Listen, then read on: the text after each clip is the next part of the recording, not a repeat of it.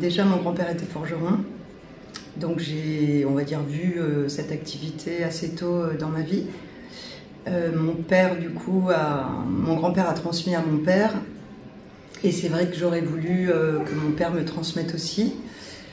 Et voilà, les aléas de la vie ont fait que ça a toujours été repoussé et j'ai pas pu accéder à cette formation en interne, cette formation familiale.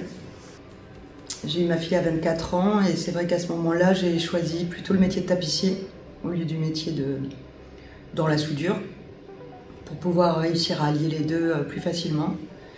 Et maintenant que ma fille a 18 ans, ça a été le moment pour y repenser.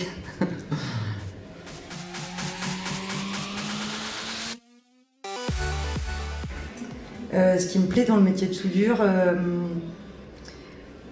c'est allier la matière. Contrairement à du bois, je trouve ça assez fascinant parce qu'on ne voit pas où on est repassé. On peut rabouter plein de petits bouts les uns sur les autres et on peut couper, remettre. Enfin, je trouve ça génial. Et que les deux matières s'entremêlent grâce à une autre matière que je rajoute. Je sais pas, ça me plaît. Je trouve ça génial, ça.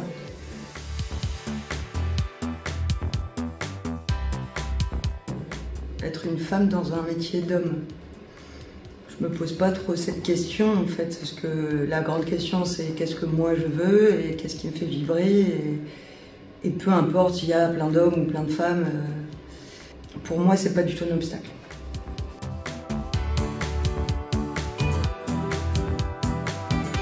C'est plutôt se recentrer sur ses envies et ses besoins et son épanouissement personnel. Si elle a envie de le faire, un peu comme moi, j'oublie le reste autour, les codes, je fais pas attention à ça, je pense je suis assez égoïste, on va dire, à ce moment-là. Quand les gens, ils soutiennent pas souvent, c'est leur peur à eux, ou eux-mêmes se fient au code. Et donc forcément, si on sort du rang, ça peut choquer les autres. Mais faut pas en tenir compte. Pas en tenir compte et plutôt faire ce que nous on a envie, on n'a qu'une vie quoi. Profiter.